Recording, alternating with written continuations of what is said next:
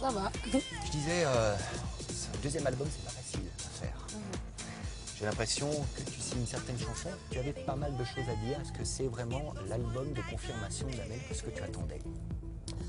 Bah, je me suis beaucoup impliquée, c'est vrai, mais ça n'a pas été commandé. Non. C'est le fait d'avoir envie d'écrire, ça m'est venu super naturellement. Oui.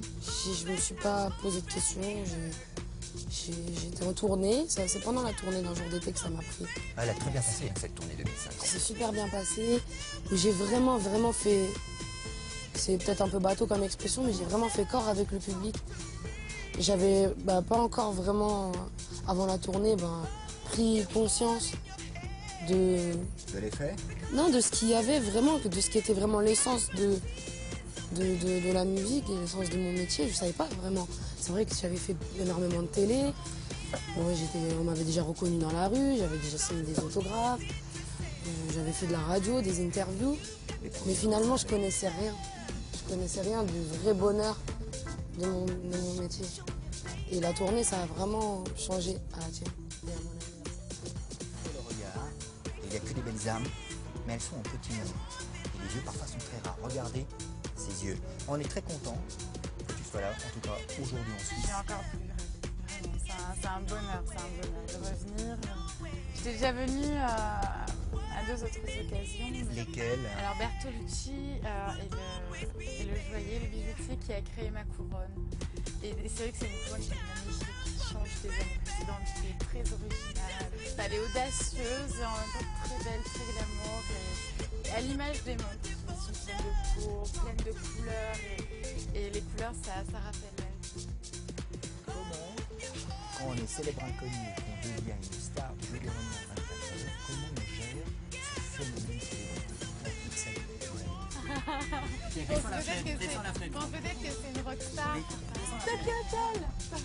Regardez, il y a Miss France, regarde. Ah, ça se calme, hein.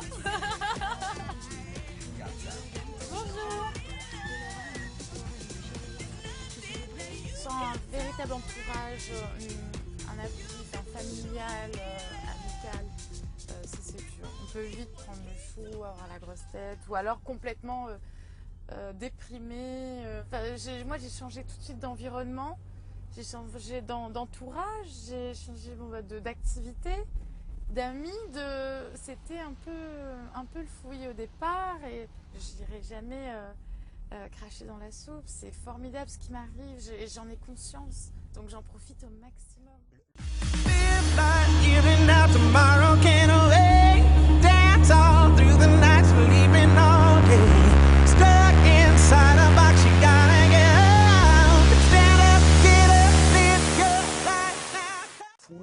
Belle flambe.